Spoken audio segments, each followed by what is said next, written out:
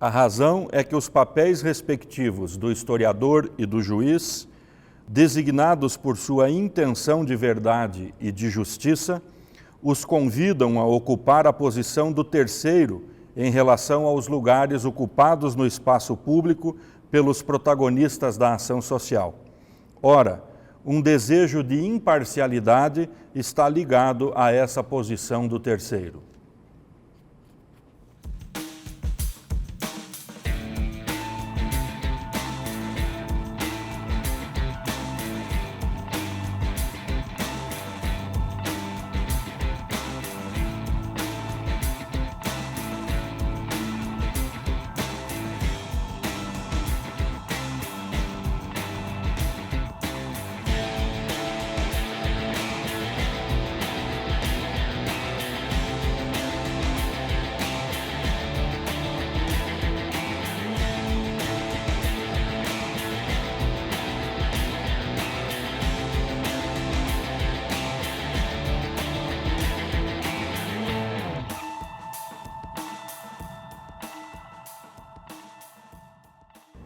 Que briguem as ideias, não as pessoas.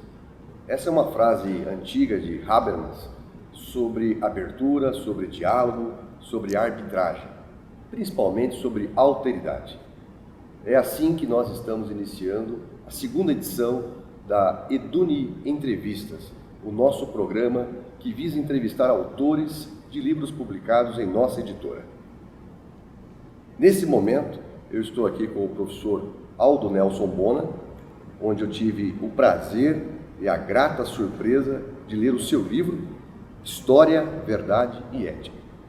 É quase uma heresia, Aldo, fazer um recorte e escolher algumas perguntas sobre o seu livro, dado que a complexidade do livro é enorme. Você trata de uma tese muito singular, apresentando um autor bastante comprometido com a história, que é Paul Ricoeur.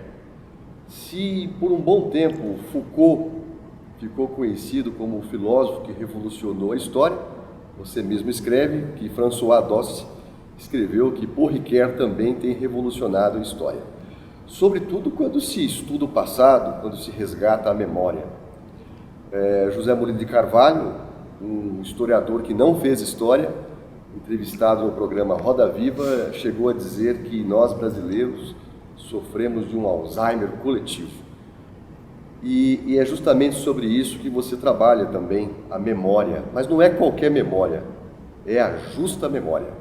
Então, eu estou aqui para tentar tirar de você a essência do livro, né? Tive a oportunidade de ler esse livro em 2 ou 3 semanas, fiz vários apontamentos.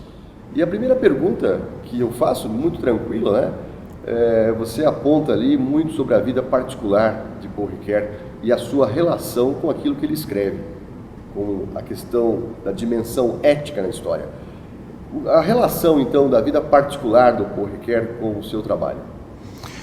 Veja, Cláudio, claro, primeiro quero dizer que é um imenso prazer estar participando deste programa Eduni Entrevistas, falando sobre a minha tese de doutorado, que acabou virando livro a partir da nossa editora da universidade, e espero também poder, nesse curto espaço de tempo, trazer alguns elementos centrais da discussão que procurei promover no desenvolvimento da tese e, portanto, que apresento neste livro.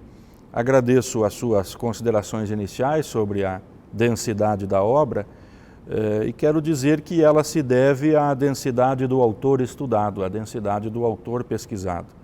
Paul Ricoeur é um autor bastante denso, de uma obra bastante vasta, que não escreveu propriamente sobre história, não é historiador, Paul Ricoeur é filósofo, mas em diversas obras de sua trajetória, ele promoveu reflexões muito apropriadas à questão da produção do conhecimento histórico, ao ponto de que, ao final de sua vida, na sua penúltima obra, ele decide escrever especificamente sobre história e escolhe como tema, como título de sua obra, História, Memória e Esquecimento, dando um pouco o tom das discussões e da abordagem pensada a respeito do conhecimento histórico.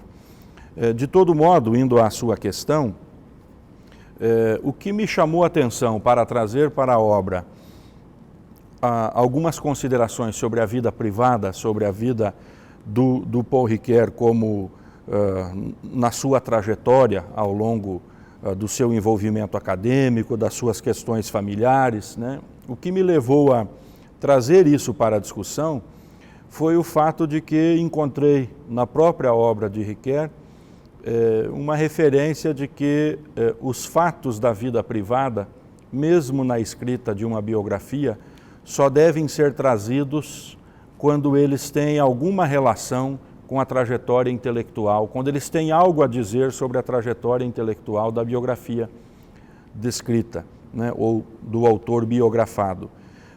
Isso me chamou a atenção e eu comecei a observar que o Paul Ricoeur tem uma trajetória de vida que pode nos permitir fazer inferências e interpretar o porquê da escolha das temáticas que ele abordou ao longo de sua trajetória como autor, como filósofo, e o enfoque que deu a estas abordagens.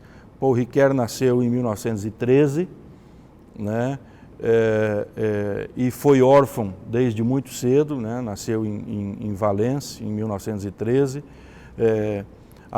Sua mãe faleceu tão logo após o seu nascimento. O seu pai faleceu quando ele tinha 2 anos de idade e faleceu no fronte de batalha da Primeira Guerra Mundial.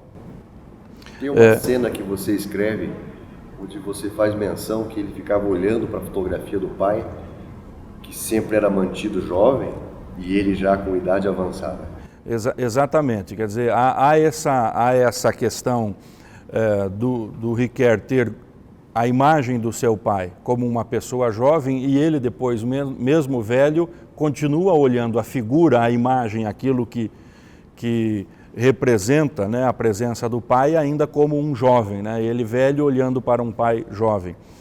De todo modo, esta perspectiva de ter sido órfão fez com que ele fosse educado numa tradição religiosa muito severa, de uma irmã do seu pai, uma tia que não casou, não teve filhos, acabou adotando Ricoeur para a sua educação e foi educado numa tradição protestante bastante rigorosa, né? E construindo essa imagem do seu pai como um herói de guerra, né? Entretanto, quando ele começa a conviver, né, com o ambiente dos estudos, já como adolescente, depois jovem, né, ele se depara com questionamentos a respeito do absurdo da guerra e logo em seguida a Segunda Guerra Mundial, para a qual ele também foi convocado ao fronte de batalha, né? E aí ele começa a viver o conflito daquela imagem do pai como um herói nacional frente às suas reflexões de jovem sobre o absurdo da guerra, sobre a irracionalidade da guerra, sobre os crimes de guerra. Então, esse contexto todo influenciou fortemente a construção do seu pensamento e da forma como ele traz a abordagem das questões em tudo na vida, né?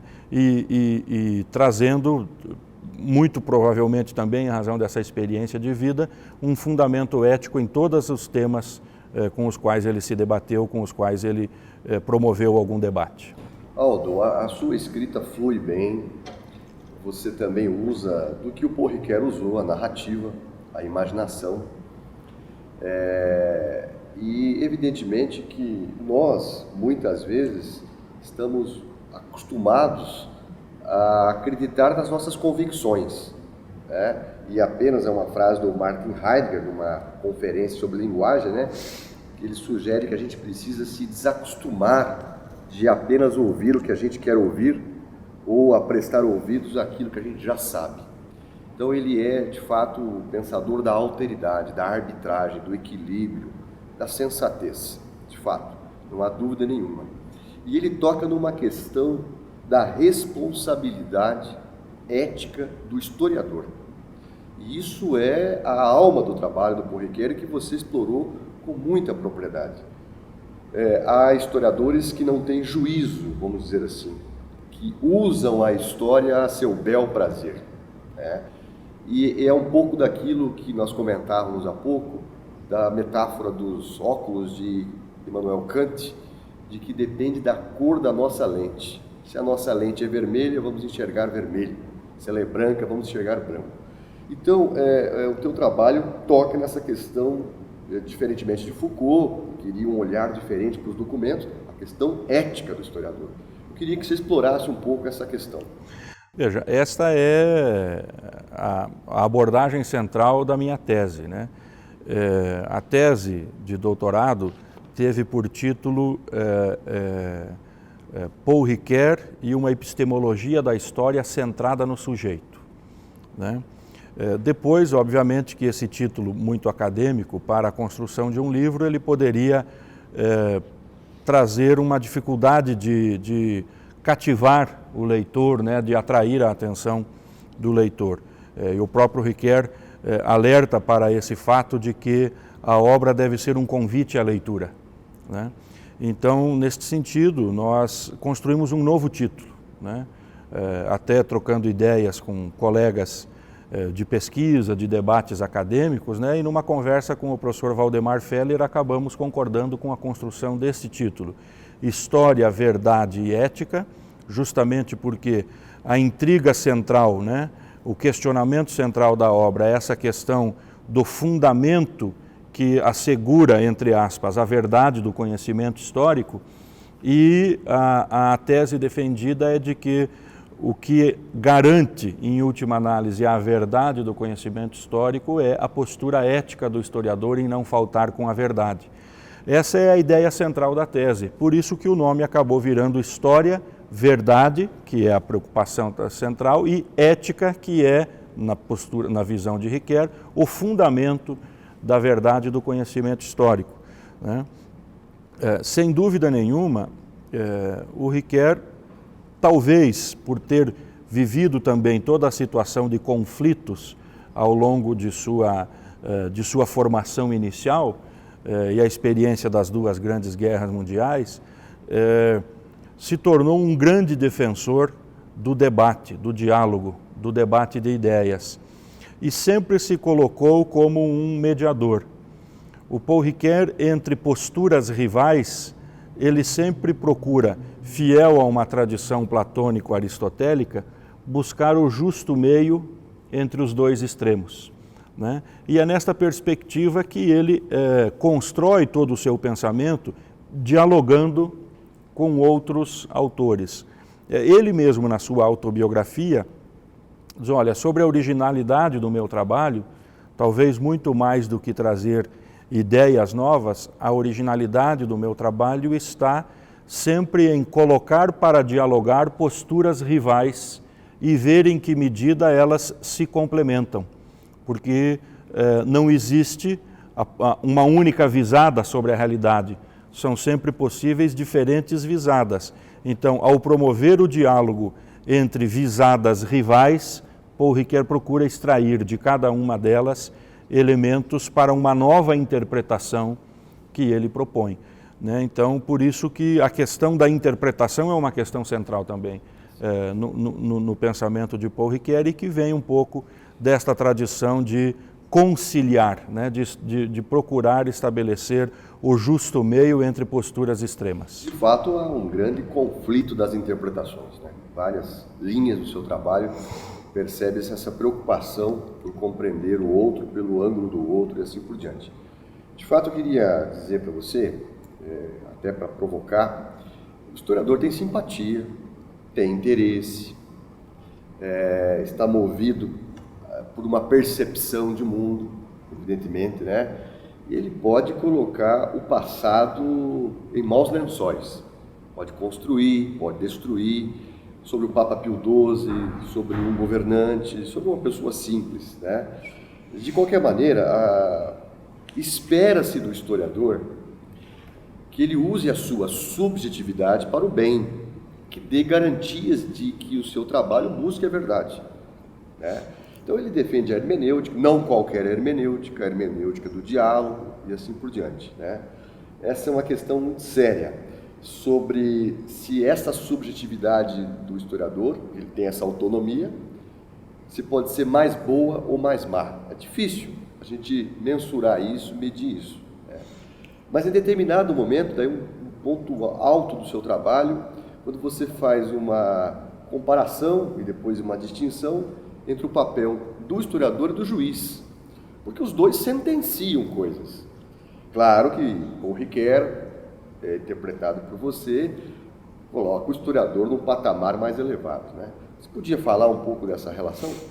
Veja, é muita coisa para se dizer a partir, né, deste seu comentário, né? Eu gostaria inicialmente de ressaltar que esta questão da subjetividade é uma questão crucial na discussão que o Ricoeur promove em relação à história, porque o Paul Ricoeur está admitindo influências do estruturalismo, mas ao mesmo tempo procurando mostrar que o estruturalismo promove um apagamento da noção de sujeito e ele quer, na discussão epistemológica, a retomada da importância da noção de sujeito, né?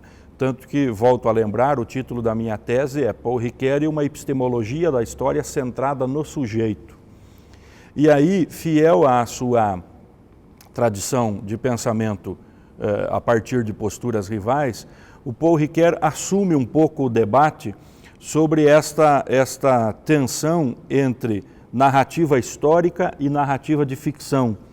Em que medida a subjetividade marca a narrativa histórica de maneira negativa, a ponto de aproximá-la da narrativa de ficção e tornar indistinta o que é uma invenção imaginativa, simplesmente, e o que é uma descrição de algo com a maior, entre aspas, fidelidade ao passado. E aí ele debate essa discussão da subjetividade boa e da má subjetividade, mas para, ao final, concluir que, veja, isso está inserido no âmbito de um debate moderno sobre subjetividade versus objetividade, né? E a ciência moderna construiu a noção de que, para que o conhecimento seja objetivo, ele precisa anular a subjetividade. Então, toda a discussão que o Paul Ricoeur promove é no sentido de mostrar que no campo das ciências humanas, e mais especificamente no campo da história, diferentemente das ciências da natureza, a subjetividade é a única condição de construção da objetividade do conhecimento histórico. Então, não é uma subjetividade que se opõe à objetividade. Justamente. E não existe uma objetividade nas ciências humanas que não seja a objetividade construída pelo sujeito. Portanto, uma objetividade que se constrói pela subjetividade. Então, a subjetividade não é um obstáculo à produção do conhecimento histórico, como pensava os adeptos das teorias da ciência moderna, como pensava a história do historicismo, a história positivista. Quer dizer, a subjetividade não é um obstáculo à produção da objetividade do conhecimento histórico, mas, pelo contrário, ela é o único caminho pelo qual se pode construir a objetividade da verdade do conhecimento histórico. Interessantíssimo. O Edgar Morin, né, nós temos uma formação filosófica, escreveu Ciência com Consciência. Eu até cheguei a pensar, assim, olha, um bom título para o livro do Aldo poderia ser História com Consciência. Seria, né, uma inspiração. Mas, de fato, Aldo, teoria da história, filosofia da história, são disciplinas filosóficas nos cursos de história. E, lendo Paul Ricoeur, lendo seu trabalho, você menciona, né, a crise historiográfica que o Paul Ricoeur denuncia. Que ele, inclusive, quer resgatar aquela história do começo, das narrativas, da imaginação. Porque quando nós temos boa imaginação, a gente pode fazer boas perguntas para o documento, certo? Como é que você vê? Tem muito historiador que torce o nariz para Paul Ricoeur, como torceu o nariz para Michel Foucault, né? E como é que você vê? É uma disputa, né? Tem historiador muito fechado ali, arcaico, fiel àquela visão conservadora. E você traz um material vanguardista. Eu trago uma discussão que debate justamente com essa perspectiva de produção do conhecimento histórico, procurando sustentar, sob o ponto de vista da argumentação, né, e aí retoma aquela questão anterior do historiador e o juiz, que a gente pode abordar mais adiante especificamente, mas retoma aquela ideia de que eu preciso construir a argumentação que sustente a minha visada, que sustente o meu ponto de vista. E a construção toda do Ricoeur é no sentido de fundamentar com fartos argumentos esta nova visada sobre a produção do conhecimento histórico como algo que se faz a partir da subjetividade e, portanto, se faz a partir dos interesses, a partir dos óculos conceituais de quem produz o conhecimento, do historiador, se faz a partir da interpretação. E como o historiador trabalha em grande parte com documentos, ele está interpretando algo que já é interpretação, quer dizer, o historiador não está interpretando a coisa em si, em que pese que o Ricoeur não defende a existência da coisa em si, mas o historiador já está trabalhando com um documento sobre o fato e, portanto, já com uma visada e uma interpretação. Então, é uma interpretação da interpretação. Quer dizer, tudo isso vem para o debate não no sentido de desprestigiar e desmerecer a importância e a validade do conhecimento histórico, mas no sentido de afirmar que é necessário ter clareza e ter consciência de todos estes elementos para que se tome a produção do conhecimento histórico como algo que precisa necessariamente de um fundamento ético, para que de fato o historiador não falseie com os documentos, não falseie com a realidade, não busque fazer com que, como não é uma expressão do Ricoeur, mas ilustra um pouco a discussão dele, não torturar os documentos para que eles digam aquilo que o historiador quer dizer. Então a interpretação precisa ser sempre ter sempre presente a possibilidade de diversidade de interpretações, de conflitos de interpretações e a partir das escolhas conscientes, moralmente ajustadas e, portanto, éticas do historiador, apresentar a sua descrição, a sua teoria, a sua interpretação.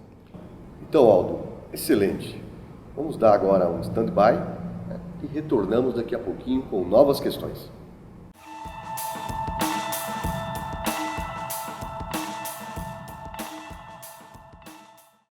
A referência ao passado por meio de vestígios, característica da narrativa histórica, retira algo da referência metafórica comum a todas as obras poéticas, na medida em que o passado só pode ser reconstruído pela imaginação. Por outro lado, a narrativa de ficção retira da narrativa histórica uma parte de seu dinamismo referencial. Neste sentido, a fixação se inspiraria tanto na história como a história na ficção. Retomamos aqui a nossa conversa agradável com o nosso autor, Aldo Nelson Bona. Falarmos agora há pouco de crise. Você traz um conceito do Ortega Gasset, interessantíssimo, de questão intermediária, o velho está morrendo, mas não morreu, o novo está nascendo, mas não nasceu completamente, né?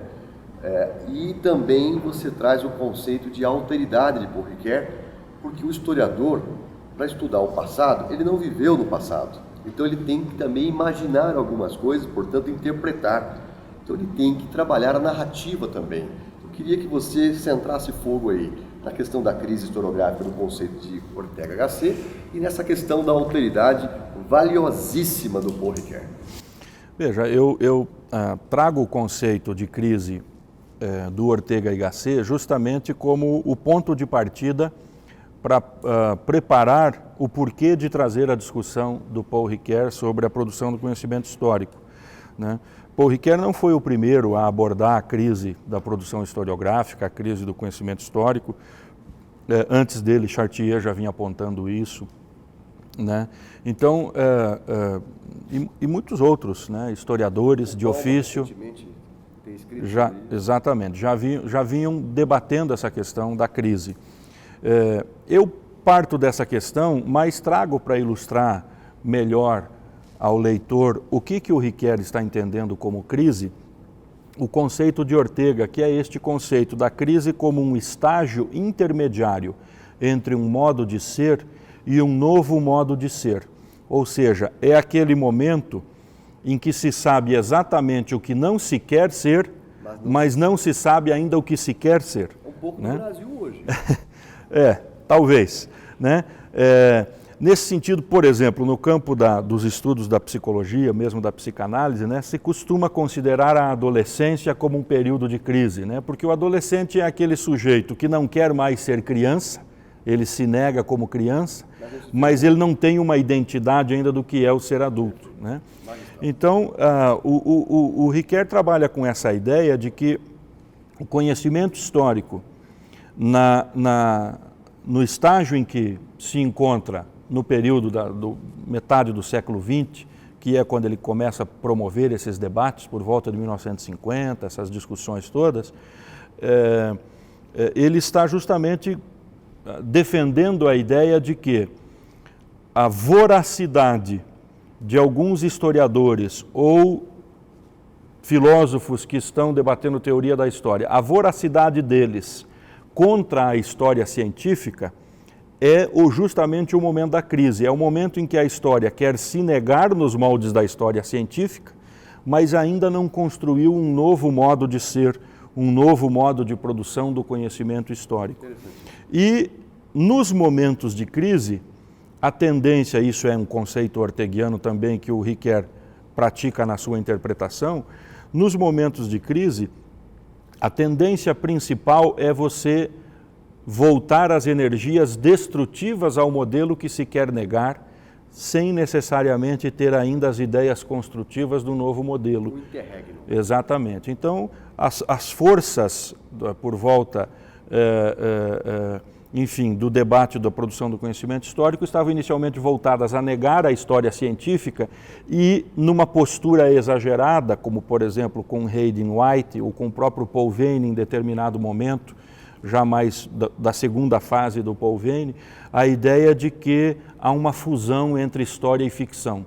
Quer dizer, a história sai do caminho da história científica do século XVIII, que guardiã da verdade absoluta e da verdade objetiva, para um segundo momento de crítica a esse momento em que se julga que história e ficção são a mesma coisa. Então eu apresento a ideia de que o Paul Riquer é esse momento de ensimesmamento da história, né, do voltar-se para si mesma e construir-se sobre novas bases. Nem tanto ao radicalismo da história científica, nem tanto ao radicalismo da fusão e confusão entre história e ficção. Daí o conceito do ensimesmar-se, né?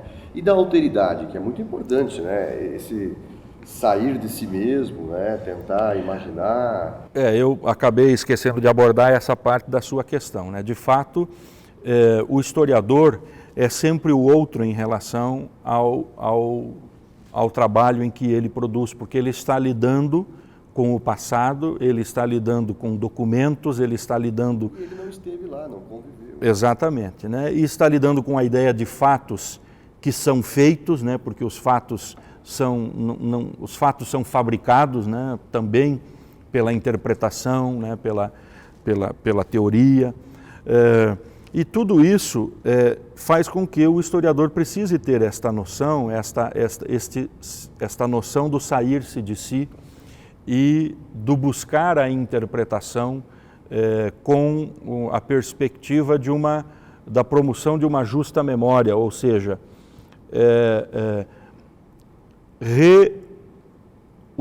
utilizar da memória, seja a memória documento, seja a memória imagem, seja a memória depoimento, seja as diferentes formas de produção da memória, de uma forma que com fundamento ético, quer dizer, retoma essa questão central, que é exatamente, que a justa memória é regrada pela conduta ética do historiador, de não exacerbar determinados elementos e olvidar outros, e vice-versa, quer dizer, fazer a política da justa memória. Aldo, um momento crucial da vida acadêmica de Paul Ricoeur e da vida pessoal foi quando ele foi gestor de uma universidade francesa, Nanterre, e ele passou maus momentos lá, né?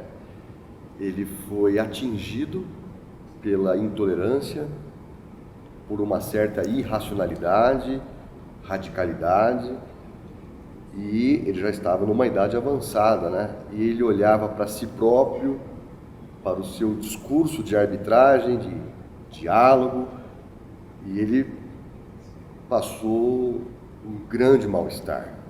Você também é reitor de uma universidade e você leu Paul Ricoeur.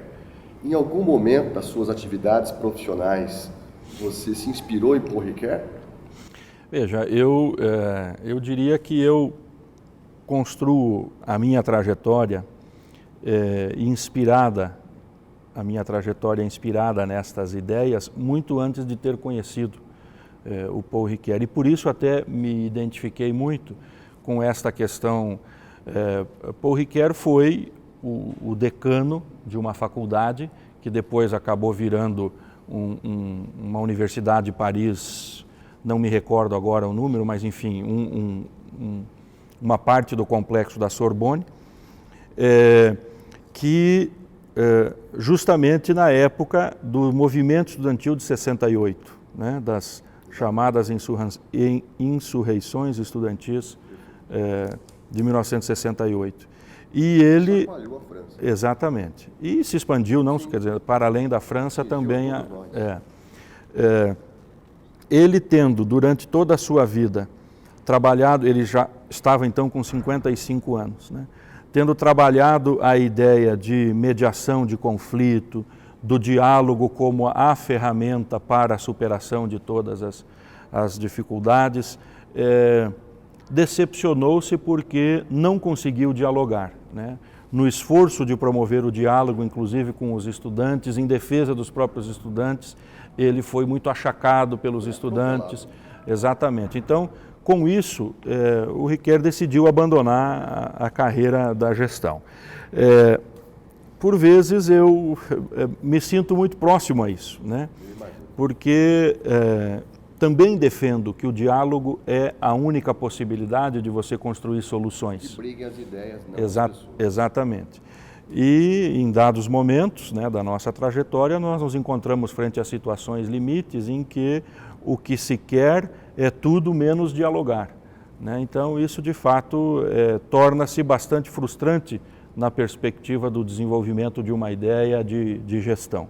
E claro, o Ricoeur foi mais desapegado, vamos dizer assim, né? Ele, sentindo-se incapaz de colocar em prática o que sempre defendeu, decidiu por deixar a gestão e continuar com a sua trajetória acadêmica. Duas últimas questões, depois a gente vai para as considerações finais. Sobre a interpretação, né? Que a todo momento o Ricoeur trabalha com a interpretação. E nós orientamos alunos, você já corrigiu muitos TCCs, participou de bancas, né? E a gente fica meio desconfiado quando alguém quer concluir alguma coisa em definitivo. E o Paul Ricoeur tem uma afirmação de que não se deve dar a palavra final em nada, né? Porque as coisas estão abertas a interpretações, sobretudo nas ciências humanas, em especial, né? Ele diz: não há lugar para uma última palavra, pois sempre é possível a apelação, uma nova interpretação, e quando se quer e se insiste em chegar à última palavra, é uma violência. Exatamente. Inclusive aí, Cláudio, é que o Ricoeur trabalha a diferenciação, exemplifica melhor a diferenciação entre o juiz e o historiador. Quer dizer, o historiador e o juiz se assemelham no fato de que ambos querem dar o veredito sobre algo, né? A diferença está no fato de que na justiça há a possibilidade de apelação até um determinado ponto e de repente aquilo é a palavra final e não se apela mais. Exatamente. Inclusive do STF. Exatamente. No caso da história e das ciências humanas como um todo, e aí que ele diferencia o historiador há sempre a possibilidade da apelação, não há a palavra final, né? E a tentativa de dar uma palavra final é sempre uma tentativa de exercício da violência, né? E aí, claro, ele também, muito de passagem, remonta às verdades absolutas do período da Idade Média como exemplo dessa questão da violência, as verdades absolutas da ciência moderna como exemplo dessa violência, enfim. Não há essa questão da arbitragem final, porque é sempre possível novas interpretações. E isso é coerente com a ideia muito crucial no pensamento de Ricoeur, de que o sentido da obra, o sentido de qualquer teoria, de qualquer texto, de qualquer escrita, se completa na leitura e não na escrita. Então, quer dizer, não há uma palavra final do historiador, porque o sentido da história se completa na leitura pelo intérprete, né, que completa a obra. E, neste sentido, então, não há nenhuma possibilidade de conclusão definitiva e de palavra final. Muito bem, Aldo. Última questão, e daí vamos buscar o encerramento da nossa conversa muito agradável. Há uma expressão latina, né? Autoritas. Autoridade é aquele que começa. E Paul Ricoeur vai dizer que no início, bem no início, a história era livre, era uma narrativa. Estou aqui com o comentário, né? Ele faz menção a Paul Veyne. História é uma narrativa de acontecimentos, tudo daí decorre. E por um bom tempo a história foi mais para o campo científico e ele tenta trazer para o campo agora da narrativa. Que conselho você daria para os nossos estudantes de história, que estão aqui, que estão ali, que fazem um mestrado, um doutorado, para que eles possam certificar-se da grandeza de uma obra como essa de Paul Ricoeur? Veja, Paul Ricoeur tem uma obra que começa muito cedo, né? Ele nasceu em 1913, já tem primeiras produções já a partir de 1920 e produz até os últimos momentos de sua vida, quando ele morre em maio de 2005. Então são 92, já 93 anos, né, de trabalho acadêmico intenso, né, pelo menos 70 anos dessa vida de trabalho acadêmico intenso. Com isso, uma densidade que não é qualquer estudo que permite esgotar. Então, neste sentido, é que ele trabalha, e a sua própria abordagem é a melhor forma de chegar a ele, né, com esta noção de que é preciso abrir-se ao texto, né, expor-se ao texto, abrir-se ao texto. E interpretar o texto é interpretar-se perante o texto. Frente a este contexto de ideias em debate, né, não há uma receita para que cada um se encontre no seu trabalho como pesquisador, como estudante, né, há o convite à abertura à multiplicidade de visões de mundo, o convite à abertura à multiplicidade de interpretações possíveis, a capacidade de reconhecimento do conflito de interpretações e a perspectiva de que, entre interpretações rivais, não se trata necessariamente de escolher uma ou outra, mas eventualmente de construir uma nova interpretação a partir do justo meio entre as que rivalizam, né? Então, eu penso que esta é uma boa forma de chegar à obra de Ricoeur e de trabalhar numa perspectiva ricoeuriana como historiador. Então, chegamos ao final. Agradeço a sua participação e quero desejar sucesso, que você continue estudando por Ricoeur, um possível pós-doc, e deixar para o nosso telespectador que considere aí o que está subentendido na última fala do Aldo Nelson Bona. A dialética ainda é a melhor saída. Um grande abraço a todos vocês e muito obrigado, Aldo. Ok, eu agradeço mais uma vez a oportunidade do diálogo sobre a obra, me coloco à disposição. Quero dizer que a continuidade dos estudos com Paul Ricoeur é um desejo temporariamente interrompido, né, pela dedicação às atividades administrativas, mas futuramente retomado com certeza para a construção de novas interpretações a partir da obra deste importante filósofo. Muito obrigado. Ok, eu que agradeço. Ora, como já anteriormente afirmado, a função narrativa não existe sem implicações éticas. Também a narrativa histórica, mesmo desejando ser neutra no que diz respeito ao sentimento de estima, não consegue realizar plenamente tal intento.